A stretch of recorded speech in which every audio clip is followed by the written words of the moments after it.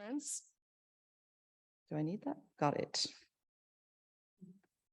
For his contribution to clinical sciences. If we move on, why aren't you moving on?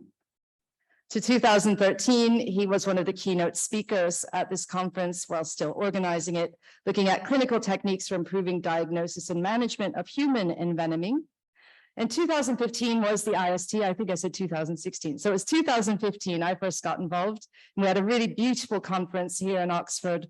One of the highlights was some debates down at the Sheldonian Theatre, looking at what is venom, how many times has it evolved, that sort of thing. And it was very, very popular. So I suspect some of you were at that meeting. We went on to have a 2016 conference here where David spoke about his work on snake bites in Nigeria and Myanmar.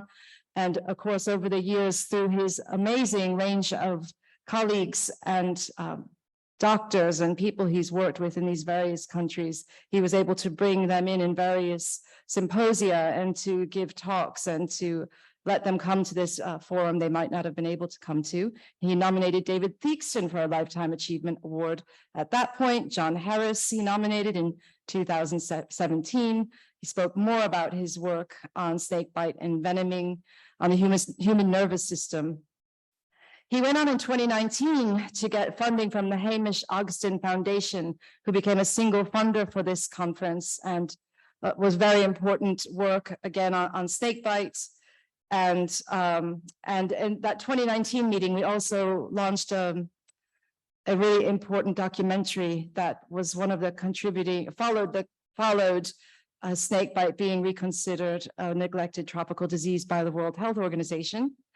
Of course, then COVID-19 hit, and this is where I really got to know David when we were locked together in a room at Oxford Brookes University, seeing you all online for the first time. On very limited internet connection, but somehow it worked enough that we did it again in 2021. And I think that was enough for David, and he retired from the organization of the meeting at that time. But it was really special. I think I'm probably one of the few people who's been locked with David in a room for probably a total of 6 days. And being instructed, I see that his wife is here, who I've not met before, that he was not allowed to eat all the lovely snacks Sahel brought because he was on a very healthy diet and he was almost a good boy. Okay, so here are just some photos and memories of some of these conferences, and you might recognize some of the speakers, including one of those exciting talks at the Sheldonian Theatre from the IST. And yes, there's some more memories, including us up at Headington Hill Hall, socially distanced during our first online conference. So I'm excited that David will actually be speaking about probably many of these memories today. And you will also, get to hear another introduction to his wonderful work. So thank you, David, for your amazing contribution to this conference. And I'm really honored that I get to be part of it.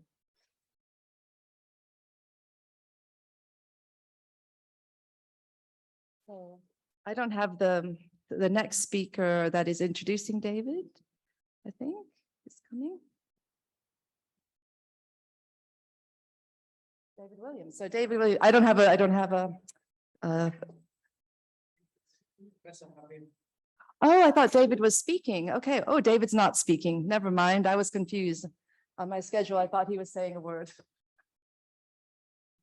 Oh, well, he is a man who needs no words to speak. So we're going on to the first session. Okay. Yep.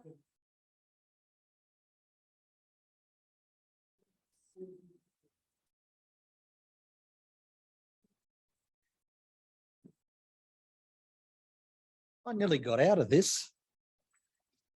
This is terrible.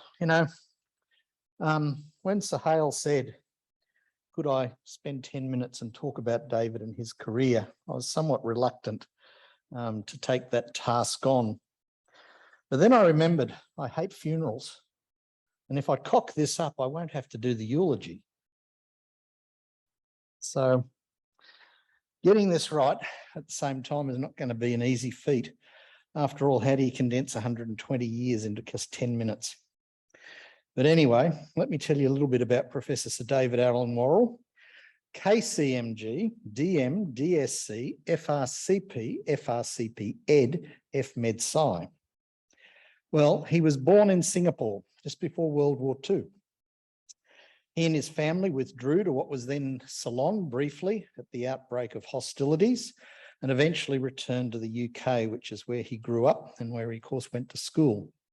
If you know David, you'll know that he has a great love of birds and wildlife generally. And he admits that if he hadn't actually been eventually drawn into medicine, then a life of natural science would have probably not been too bad a second choice. And just imagine that for a minute. We've all missed out on a mischievous, wicked, sarcastic version of David Attenborough.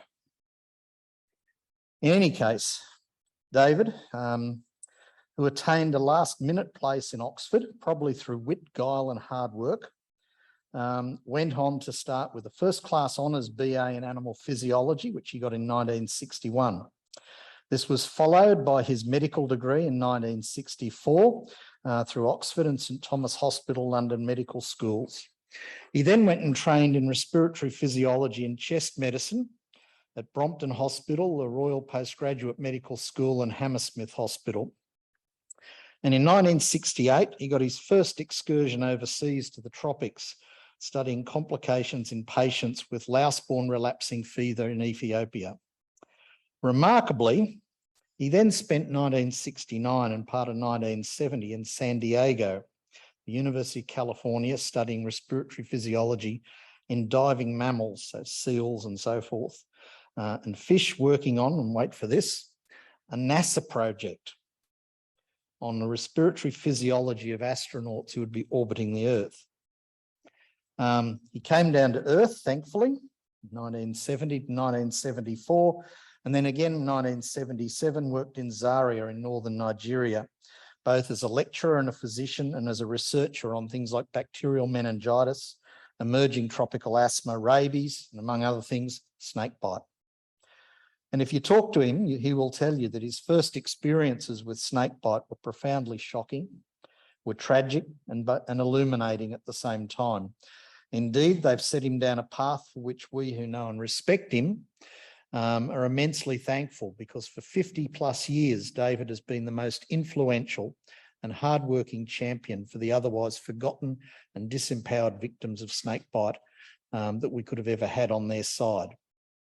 So rather than simply keep talking about half a century of incredible accomplishments, years spent working in Africa, in Asia, in Latin America, and even in Papua New Guinea, establishing multidisciplinary research units and research programs in many of these countries, mentoring and training hundreds of enthusiastic young doctors and scientists, an avalanche of landscape papers, textbooks, you name it, we could go on about that. But I thought I'd close this out just by telling you a little bit about my own opinion of David Warrell.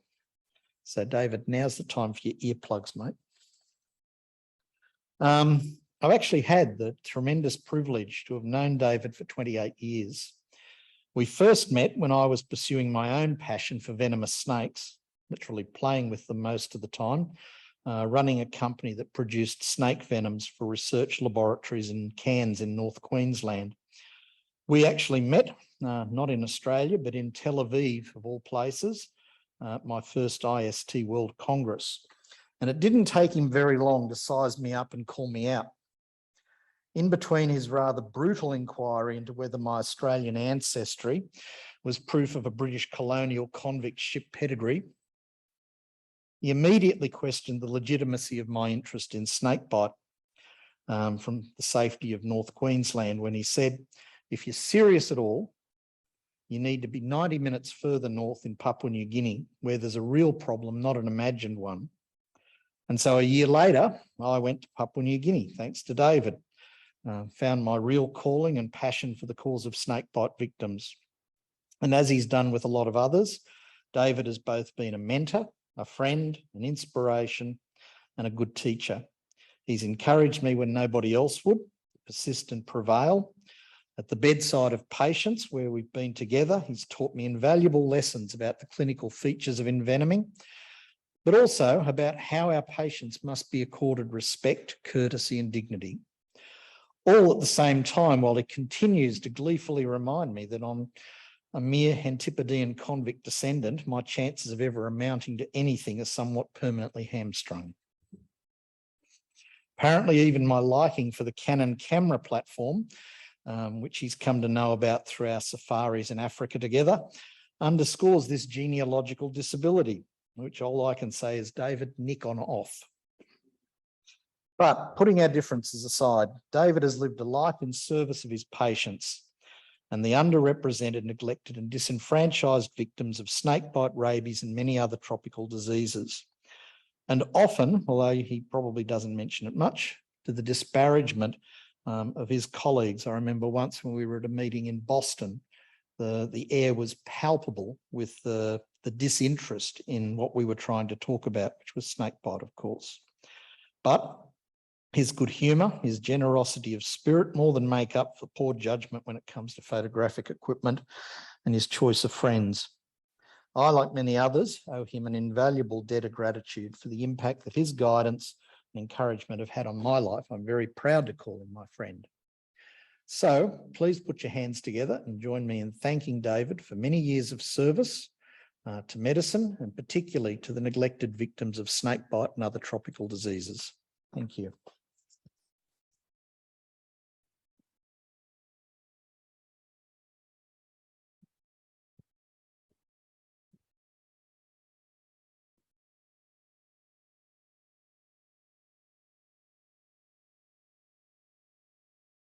Well, such generous attributes deserve a response from me. And I must start by thanking the three speakers. Sahel has been the absolute bedrock of this meeting. It's inspiration right from the start, and has faced some terrible financial and other crises along the way, but has always resolutely maintained his interest in putting this meeting on.